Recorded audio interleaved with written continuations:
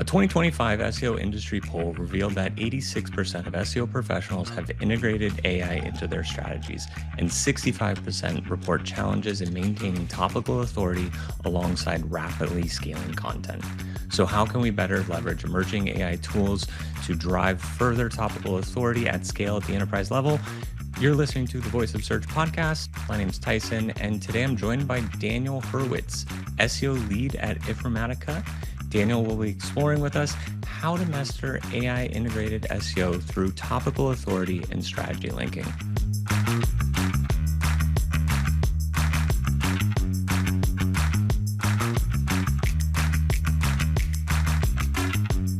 Daniel, welcome to the podcast. Thank you, Tyson, for having me. I'm excited to be here. Yeah, I like, when I saw kind of the topic come through in our, the application of the show, it really caught my attention because you were hitting on two areas that kind of spoke to me. One, the topical authority part, but then adding the complexity of scale for the enterprise level. So maybe to start off with the listeners, how would you characterize some of the greater challenges that you're faced with at the enterprise level that maybe you're not faced with or it's not as present at a smaller scale? I would say it's all SEO, especially at the topical authority level, at the enterprise level, is all about cross-functional relationships. You're only as good as the people working with development teams, product teams, everyone across the board. I've just noticed how, the more people I've gotten to know, the more people I've sat down with, the more expertise we've been able to leverage at the organizational level, the better our results are. And, because our topic is so complex, like enterprise data management, it really requires bringing in our experts to, validate and make sure our content is, up to the highest possible standards while still scaling. Yeah, and I think the piece on the stakeholder management is it feels like the emphasis, that the table stakes are almost what needs to be done. The more complex and intricate problem becomes how do you navigate the organization? How do you build kind of support, buy-in? How do you get those supporting functions to be executing on your vision and your strategy? But it's I feel more and more a lot of the time comes towards now how do I get this implemented? How do I get this done? More than the what do I need to get done? Absolutely. Yeah. I think often at the enterprise level, the SEO role can often be janitorial. You're just kind of sitting in a closet, updating some internal links, optimizing some blog posts here and there. But, to really scale in the AI era, you need to do a lot more than that. Fixing your meta descriptions and title tags is not enough anymore. Great transition point for that, because I think then the question is, with all the changes that are happening in the industry and stuff, how should we be looking about these kind of pillars and how are we using them to kind of leverage in that? So maybe from that point, how are you looking at some of the developments and the technologies that we're using kind of, more pointed towards this topical authority of a domain that you're working on? I think the best way to look at topical authority, and especially when you're working at the enterprise level where you have an established brand, is it's not going to just be your website anymore, right? It used to be okay, topical authority was all right, maybe we write 10 articles on a topic, we link them together, we have a hub article and then supporting, kind of this almost HubSpot 2011 inbound marketing style. When I worked at an agency for 7 years, that's exactly what we did for all of our careers. But now it's people could be finding you on YouTube. So a good example is I've been working very closely with the social team to optimize our YouTube presence, because there's a lot of different stakeholders who have just uploaded things in different formats and they're not optimized. That's just one example. And then, not to mention people going to ChatGPT, Gemini, Claude, etc., where search is just so fragmented now, and there's so many different places that people can get that information. So, it's how do you show up everywhere? That's the real challenge today. Absolutely. And maybe like with that, how would you describe like the different components or pillars? Like what are the levers that we have to pull as SEOs to build or ensure the topical authority of the site that we're working on? Well, first of all, you want to just like, whether it's a small site or a huge site, you want to audit your existing content. Go into your Google Search Console data and actually see like, okay, like maybe I don't have not getting a ton of clicks on this topic, but like, am I getting impressions? What search terms are showing up? Maybe they're not keywords in the traditional sense, like you would go into SEMrush, but these could be really relevant to your audience. And in AI search, everything's so personalized. So, that can give you a great idea of things to optimize toward, new content to write. I mean, we just built two different topical maps purely based on Google Search Console data and looking in, working with the SMEs, figuring out like, okay, like, where can we get the best value, like where our customers looking for, but also where we already doing decently, where there's not a huge lift. So I would say that to me, that's pairing that expert insights with our own first party data has been the biggest lift. Wait, and like from that though, so you have those elements, you have then targeting whether it's new content, optimization of existing content, there's your internal linking kind of component from it, from identifying those outside opportunities and placements. Like you mentioned YouTube, maybe there's other social mentions that come into like play here. Like how are you looking at those offsite, I don't know, locations, so to speak? And like how would you be setting like priorities into which ones that you'd want to like prioritize and go after first? Yeah, I mean, right now I would say we do a lot with like webinars and things like that. So YouTube is big for us. Because we're an enterprise data management company. I mean, look, I'm sure Instagram hasn't really been updated since like the late Obama era. So, like that doesn't really matter as much, even though, yeah, I mean, Instagram now is being, you know, pulled in search results, but, for an enterprise B2B company, that's not really as important. But I would say YouTube, even some like sentiment analysis on Reddit is, we're starting to explore that as well. Even going into like the data engineering subreddit, for example, seeing what people are saying about us, seeing how we can kind of meet those needs. So, yeah, all those offsite things matter. And then, of course, there's the digital PR component. Obviously, as an enterprise company, that's something we always actively do. We have our CEO goes on, Bloomberg, writes for Fortune magazine, et cetera. So like that element is already happening to some degree. So we don't have to do too much. I mean, we do some link building, but we don't have to do too much on that level, at least.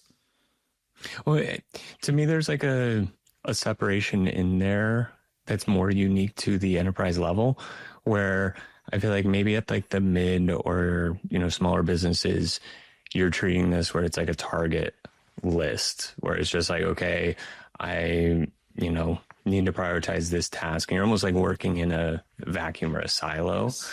where at the enterprise level and in kind of like what you just shared is you have these other activities that may be already going on.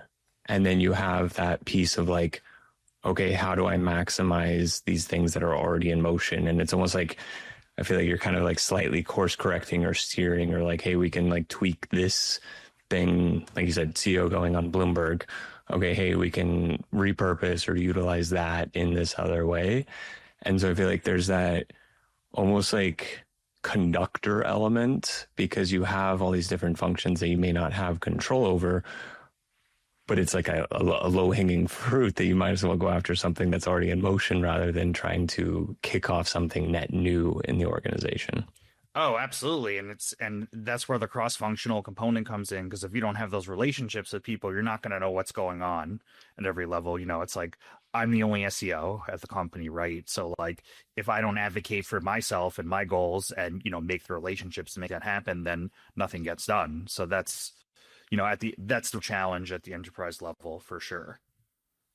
And with the kind of evolution in like where and how people are searching, like, is that shifting or changing how you're looking or thinking about topical authority, or is it, Yes. still intact in the same form that we're familiar with?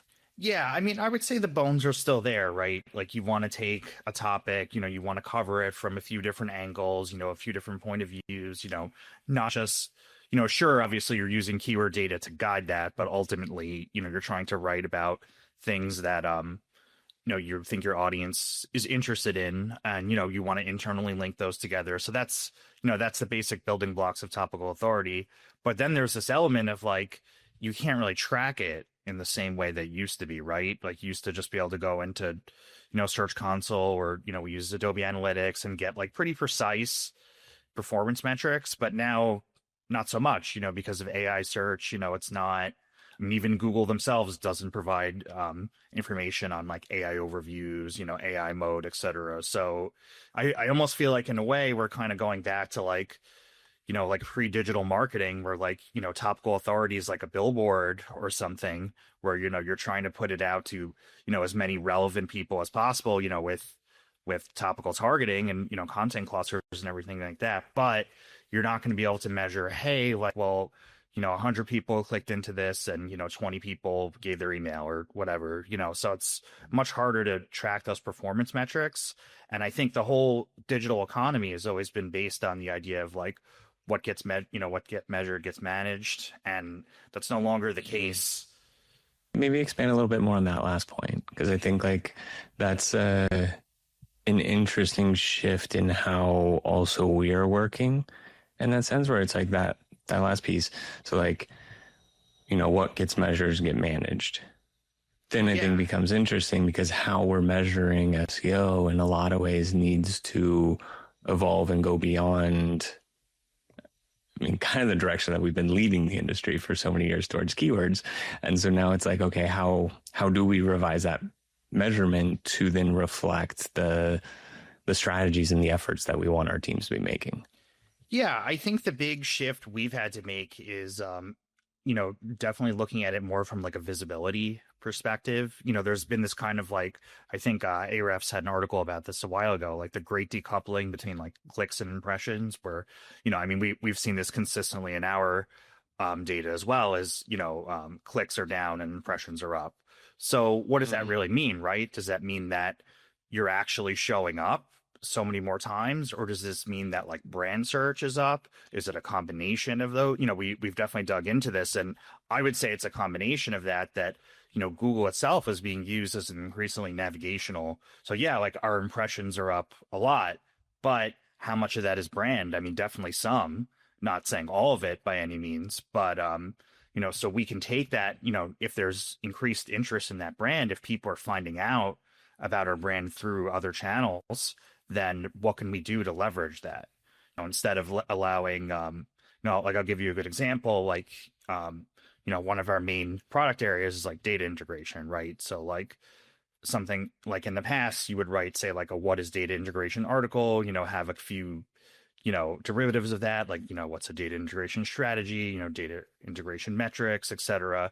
Now we're like, okay, well, we actually get a lot more searches for like Informatica data integration as opposed to just like the generic head term. So like, how can we leverage that, right? Like what kind of content can we put out when, it's a branded SERP? So like we can control what's shown to some extent. So I think that's the real opportunity where people are doing their research else. They're not going to Google for the research stage. They're going to Google when they already have some level of decision making.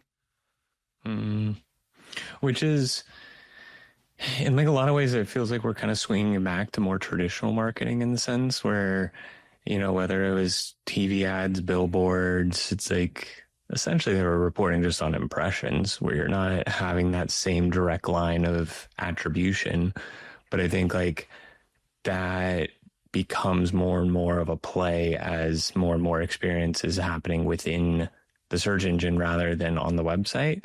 But then I think it is clever too, and I like pushing people in that, like, yeah, be maybe monitoring and reporting. Maybe it's not within the organization as a whole off the start, but if you're also knowing on how you're trending from a branded traffic to the site versus like demand of the brand as a whole, because I could see if you're succeeding in those other placements, you're going to see that direct traffic or the branded traffic increasing, in which case that can be kind of a proxy or an indicator into how you're also competing in these other spaces.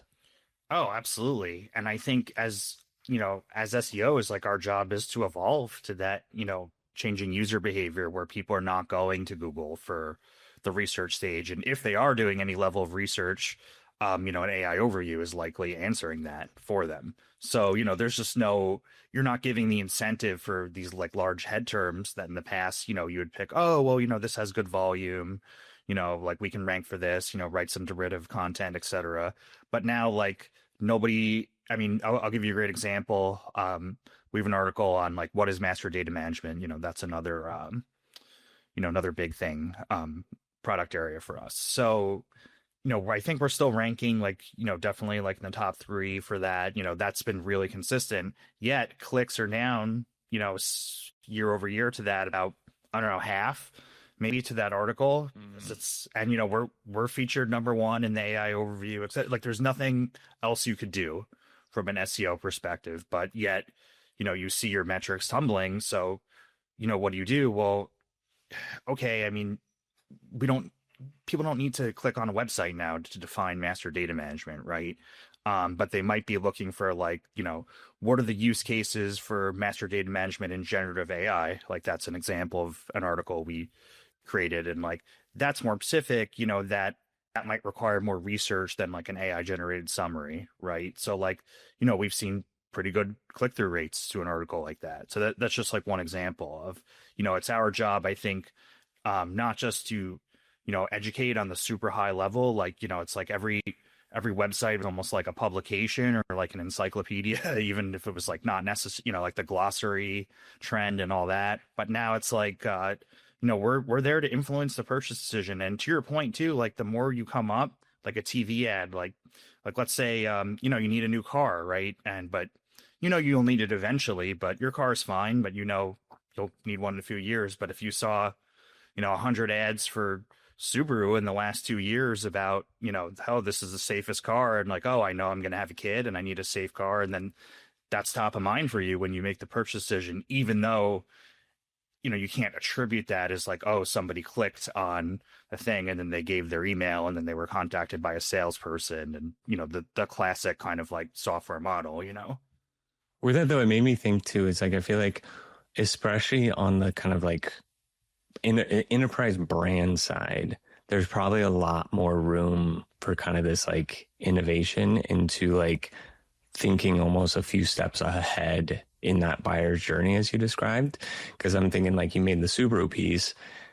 Well, would totally make sense for someone in Subaru to also be thinking of like, what are the activities then of our target demographic? And so it's like, okay, Subaru owners love camping. So then what are the type of queries that people are searching for, whether it's, best up and coming camp spots of the year. It's probably a bad example, but maybe it's something that's more, towards cars, like car camping. And then there's something about roof tents and Subarus. I don't know, kind of on the spot, weird topics. But like you could be not just looking at that lagging piece, but also like, how are we crafting the next 12 months, 24 months of a consumer demand aspect within this touch point? And I think more and more of the practice to me is like falling towards this consumer brand, like how do actual, users respond to these emerging, inputs. But to me, that's like an interesting kind of add-on into our strategies with the changing environment. Definitely. And to your point, search is inherently, it's already becoming more conversational. And, I think it's only going to continue as, AI mode gets rolled out more broadly into Google. And, people are starting to, use ChatGPT search now. We've seen in our performance metrics for the first time getting like, significant amount of referral traffic from ChatGPT this past quarter. We weren't seeing that before. And these are really high intent people that convert really well because they've already, talked to an AI system. They've already done their research and they're kind of ready to purchase at this point. So, it's the example of like Subaru. Well, yeah, I mean, if somebody was looking for, to say, hey, I need a new car and like I love to go on road trips and camping, what are some good models, blah, blah, blah. And then they keep coming across Subaru. Well, yeah, I mean, they're pretty primed to go, right? By the time and then they're going to go to Google and just type in, um, best Subaru for car camping or whatever. And that's a branded search, right? They already know they want a Subaru at that point. Yeah, it's like, am I getting the Forester or the Outback? Like, where am I Right. landing in the Yeah, like, exactly. well, and it's like, I think too, because it's such a new space that it feels like there's almost like a guerrilla marketing type opportunity where it's like, I remember back in college, it's like I liked a lot of the stuff like Dax Shepard was doing with like Obey, and had that guerrilla marketing where, it was just getting the name up, having the placements, having like leaning into the street art kind of component to it, which then generates into this longer term demand for the brand and stuff. And so I think, especially as a lot of the bigger companies are still figuring out how to address and how they should be competing in these new spaces, it kind of feels like there's a little breath of fresh air for the smaller, more nimble players to kind of, latch on to those placements and that guerrilla marketing type placements online as well. Oh, absolutely. I mean, to your point of the guerrilla marketing, it's probably the biggest opportunity for especially smaller brands since TikTok, I would say, where like, if you're a small brand where like maybe you wouldn't be able to compete super well in, Google search, in traditional Google search because of, okay, brand is like one of the biggest elements and who competes especially on like larger keywords. Well, now you can show up for all these like more niche conversational queries where like that wasn't an opportunity for you before, just like in TikTok where there's like the For You algorithm where like if you're a tiny creator, you can get traction just by posting things that are really relevant to what people have already searched for. And the diversity of results, I feel like we're going to see a resurgence of having, a bit more variety in that sense, where it feels like it's been a consolidation to the larger brands. But with having like longer prompts or longer inputs to it, it's going to inherently produce like more varying outputs and response. And so more and more that like niche opportunity and focus where before everyone's being like, hey, we're looking for, running shoes, and the query might just be running shoes or best running shoes or like a handful of queries. Now, if you take that same topic and put it into 100 people, put it into your own prompt, you're gonna get more variation by nature, which I feel like we're gonna see also a result in who shows up and who can win in each of those placements. Oh, definitely. And I mean, with running shoes, for example, there's a huge difference between like running shoes for marathons or running shoes for someone who takes a 1 mile run each morning. Those are, and like, you could sit there and describe in a whole paragraph of like what you're looking for. And, you might get recommended a shoe you've never even heard of. There's more than Nike and Adidas. Mm-hmm. No. So, I mean, we've been spending a fair amount of time in this, like, how are we thinking about like where we're competing and how it relates into the kind of like these efforts?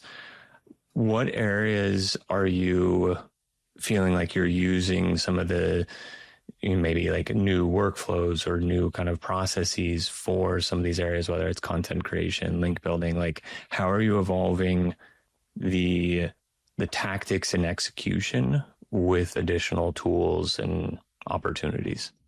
I would say in terms of content creation, we still do human created content. And, I'll tell you, I think for some brands, it can work to do like a little bit more of a hybrid. And I'm not saying like you could definitely use it, for optimizations and things like that. But because our audience is so technical, we need to make sure that everything is like really reviewed by experts, right? So like this is not something about like, the best places to hike in Denver where like there's only so many places to hike and it's going to be similar. So, that we're still doing, human elements. We've definitely explored, using AI, but it's not, I think, still not quite there for us, especially as a more technical audience. That being said, AI workflows really come into play for things like topical. I actually just before this call was working on a topical map with, uploading our Google Search Console data, having it go through refined patterns, where we're showing up really well, where we can, and that can really guide like our outlining process because we can actually use all of that GSC data to, say like, hey, we're already showing up well for this, that, and that, how can we leverage that and, put it into our outlines, and then we can pass it off to, our product teams, who have their own campaign writers and things like that. And that, they can actually write the articles. Interesting. Can you elaborate on that maybe a little bit more in the sense of, so you were taking the outputs from GSC, modeling it into like the topical authority, and then from that point, are you then ingesting like performance numbers to see coverage in each of those areas, or like what would be the next step?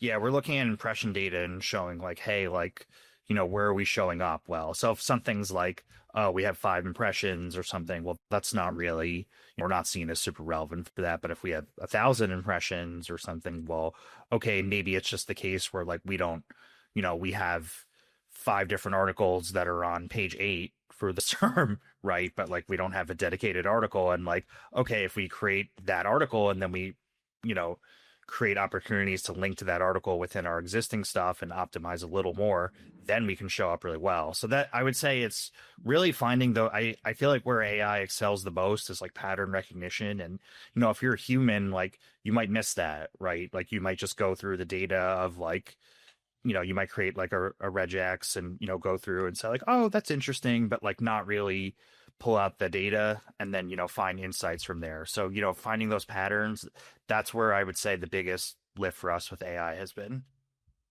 And with that too, I think it's guiding that area of like where to look, where to work. And so it's like, I like that utilization in the sense of like comb through all this, surface out the areas that I need to then put a more human touch into, rather than the like, I'm going to entirely automate this one task and then never think about it again.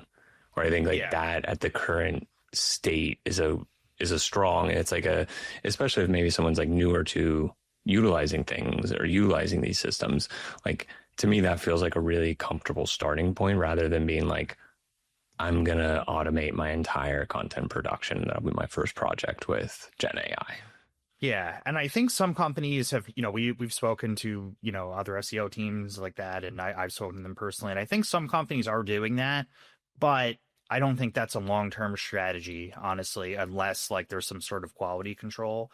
I know that there are some platforms that are helping with it now, and maybe they're good. I haven't tried them to the degree, but I just know that this is working for us, and we're going to continue it. But again, we have a technical audience, and like we need to make sure that that expertise is leveraged at the organizational level. Otherwise, because it's not just about, getting the most possible clicks. Like we're not a publication, where we're relying on affiliate income or ad revenue or something like that. We want to make sure the clicks we're getting are actually relevant. Which maybe kind of going down that path just a little bit further, like for someone that's maybe newer to the industry and maybe they haven't been utilizing know in their head, they've been listening to maybe this show and they're like, okay, I have to get on this, I have to start utilizing like these systems. What advice would you have for like starting points or areas to focus on in kind of like early adoption days? Honestly, just learn how to build. I mean, if you're just talking about using AI, I would say learn how to build any workflow. Go into, take a piece of content and put it into Claude and say like, hey, like, can you help, look at my domain? Can you help me come up with 10 internal linking opportunities? That's an easy one where you can say, okay, like, and then maybe there's not a place where your keyword for your article or your topic is directly referenced, but you could say like, hey, like, these are relevant topics to this, can you find me 10 URLs on the website that are similar? And then we can go through together and, maybe you could use Claude to like rewrite a sentence or something, just to link it in. And I think that's like a really, really easy first step. But internal linking is one of those things where I think it often gets overlooked because it's kind of tedious. And I think like, people think, oh, well, people don't really click on those links. It's not, sure, it's definitely for humans, but it's not just for humans. It's for um, search engines, AI crawlers as well to create semantic relationships between content. So yeah, if I just was to do one thing with AI to get started, that's probably what I would do. All right. So we're coming up on kind of the tail end of the conversation here, and I want to go through a few lightning round type questions where they're going to be shorter form, and I'm going to introduce kind of a theme to it, and then you can see how you would, how you'd respond to each of these. So now the first one is going to be buy or sell. Internal linking will continue to be a core pillar in building topical authority in the next 6 to 12 months. I am definitely buying it. I think it's super important. I think it's only going to become more important. It's honestly one of the things I've advocated for the most. Just I think it's something where one of the best things about it, obviously, is as an SEO, it's assuming you have access to the website, it's something you can just go do, which is great. I just think the impact is enormous. I mean, how else is are Google or AI crawlers going to create semantic relationships between, pages on your website? Like, if you have an e-commerce page and there's, a blog post you have that's relevant, of course you would link the product in, right? So just think of it like that. If you just think of it like that, then, that's a good way forward. It's just like, well, if there's really a semantic relationship, it just is logical that you would create it on the website, but especially between product pages and article or blog content. And maybe follow up to that is, do you see this becoming something that's going to be more and more automated, where it's something that as SEOs we're putting in the frameworks, but then we're allowing the systems to make the changes more autonomously? I think in the agent era, we're really just like in the infancy of that right now. Look, I mean, there are tools I've used like Link Whisperer. There's a couple others, and honestly, they're okay. I would say like they don't always get the full context of what you're doing. I've also done a lot of work on like the blog publication side as well as the enterprise side. It's on the enterprise side, I think it's hard to automate. Especially like a lot of these tools work better with like WordPress and things like that, versus like much more customized CMSs. So, I think that's part of the thing. But yeah, once I think we truly have some level of AI agents that are like easy to use, I see at least some element. I mean, like what I was talking about with going to Claude and, putting in the page and, asking it to rewrite a sentence. And if you could actually like give it all those custom instructions and tell it to go ahead and do that, and, it can log into your CMS and everything, I don't see why it wouldn't be possible. Fair enough. Next one is going to be a toss-up. So if constrained, would you invest SEO resources more in building comprehensive content or in acquiring high-quality backlinks? I'm going to say, like anything in SEO, it depends. It depends on where you're at. At the enterprise level, it's going to be content, right? Because we already have existing authority. We have digital PR efforts that are happening already that aren't necessarily done from like a link building perspective, but nevertheless, they're building our authority. But because we're a 30-year-old website, we already have a lot of authority. So, if we're doing link building, it's usually internal links, as I've kind of been harping on, as opposed to, not that we do some level of like tactical level link building, of course, but I wouldn't say it's like the main focus. But if you're just starting out, if you have a website that has, no references or mentions online, like, of course you have to build that. You're not going to just rank with content. You're going to need some level of backlinks as well. So in that sense, I would say at the minimum, a hybrid approach. Absolutely. And I always kind of describe it to people as like that content or like that piece, like that's your footprint, your foundation. And if you're just doing linking on its own, it's like, okay, well, you're uplifting like certain pages or key pages that are more important to you. So it's like, if you don't have that destination to point towards, it's you're going to have a limited impact. So I also like to say, like, you know, if you're starting from a, bare bones system, start with your content and then layer on internal links as well as external, depending on, again, business size. Are you naturally attracting those, or is something that, you need to make more of an active effort on? Absolutely. Yeah, I would say the one exception where I've seen, I actually used to run a link building department in an agency, so I know a lot about the other side of things. So I would say the big exception is when you're like kind of like a micro SaaS and you're kind of starting out and you have like these product level pages that are only competing, and like really neat, like you're not competing against, any enterprise players, you're just competing against other small companies, then yeah, link building can definitely be the competitive advantage there. Yeah, little extra juice to get things Exactly. moving. Yeah. All right, next question is going to be crystal ball. How will engagement metrics evolve over the next 18 months as more and more of the experience is occurring within areas like AI mode? Yeah, I think it's just going to be more fragmented and less measurable. I mean, it already is. I mean, the fact that we can't track metrics from AI overviews or AI mode in Google Search Console is honestly insane. So it's like we're just kind of flying a little blind. I think it's going to be more so. I mean, how do we track the experience of an AI agent that's going to a website? Is that going to be something that's possible? Are we going to get the same kind of user metrics that you would from a human user at a browser? I mean, I don't know if that's answerable. I think we'll have a better idea in a year, but I would say my prediction is, yeah, things are just going to be more fragmented. We're going to move more toward this kind of impression model with, less clear attribution metrics. Absolutely. And this is one that I'm really like particularly interested in because I feel like if you look at the elements within Nav Boost and how Google's been looking at engagement metrics, it's in a very traditional sense. And so they're like, okay, what did the user do once they went to this website to evaluate, did we rank these appropriately? Well, now if that experience is happening within the actual like SERP page or AI mode, are they measuring like, well, how long did they stay on the prompt answer of how well it's satisfied? And so I do feel like we're at this kind of like shifting point of where we're going to have to similarly think about user metrics a bit different than how we look at, our standard kind of reporting in that front.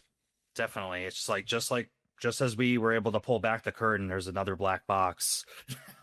That's how it feels. And yeah, things like the, fan out query in AI mode where it's running a bunch of synthetic queries where like you don't even know what those queries are and there's no way to track that. And I sort of doubt that Google will give that level of data to SEOs. 100%. 100%. Next one's going to be a short form one. So this one's going to be, what's the word? You'll give me one word kind of describing the topic of it. So what's one word for you that would describe the current state of topical authority in a world of AI generated content? Necessary. Honestly, you need to show up everywhere. That's we're talking about things like synthetic queries, AI mode, etc. Obviously there's Perplexity, ChatGPT search, YouTube, even TikTok, Instagram is online. If you're any kind of brand that sells online, you need to be where people are looking for these things. And there's not one answer to that anymore. I think it used to be just people went to Google, right? Google was the Coke of search for 20 years. And now it's not that Google isn't important. Of course it is. It's just like people are coming to Google already armed with a lot of knowledge. They're not using, in the kind of earlier internet era, it was all about exploration, right? Like maybe you would search something, you would come across a Wikipedia page, you would kind of follow the links on the Wikipedia page and you would learn new knowledge. That's not happening on websites anymore, or not to the same degree. Maybe obviously we're tech forward, search forward, so we're certainly not doing it. Maybe still a majority of older consumers are, but not in the future. I think as search behavior changes, as people, especially as Google, I think starts to push the AI mode feature more, like I know they already put it on their homepage. It's still a little buried in the AI overviews, so like you're not going to really know, from honestly, like that extra click might as well like be Mount Everest to like the regular user. It's too much friction, right? But like once it's there and like once people are kind of forced into that experience as a default, and then they'll probably push web mode as like an alternative version, kind of, like images, video, etc., where you'll have access to that experience, but it won't be the default. Then I think you're really going to see that shift in user behavior. But right now, I think it's asking too much from the average person who just like wants a quick and easy answer. I think that's why AI overviews from Google's point of view is so successful. They're looking at it in their earnings calls and they're saying, hey, more people are searching than ever, blah, blah, blah, and, they're looking at that as good because they can serve more ads, right? That's their priority, not providing the most factual information. Yeah. And I think as like practitioners, the content becomes in a lot of ways like more and more the table stakes for me. And I think there's been a lot of conversation around like, how do we improve that? And even in the last, couple of years, we're going through the experiments of like, okay, yeah, if the barriers keep decreasing, you have this risk of like homogenous content. So then what are you adding net new? But I mean, that all feels a bit more straightforward. And it feels like there is a lot more room for innovation in building those semantic relationships through internal linking, external linking, whatever else it may be. So I think like that next layer is probably where we'll see a bit more innovation on that front. Oh, definitely. And I think that's the real opportunity, right? Is like there's all these new ways that people are searching, and like how can you meet this changing user demand? I mean, it's an open question. I don't think anyone has cracked the code to AI search by any means. I think we're still in the experimental stage, but eventually someone will figure out like what are the ranking factors, and then people will be able to flood that opportunity. Now, the final question we have here is trend or trash? And so the question is, are content clusters built around entity relationships rather than related keywords a trend or a trash? I'm going to say in traditional Google search, it's still a little trash. I think as things evolve.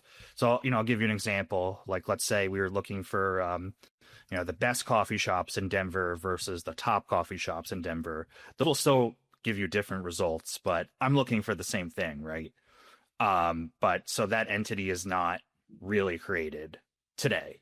That being said, I definitely see that becoming more important, where you would like say integrate both, and you would integrate different perspectives and things like that into an article that was just about coffee in Denver or whatever.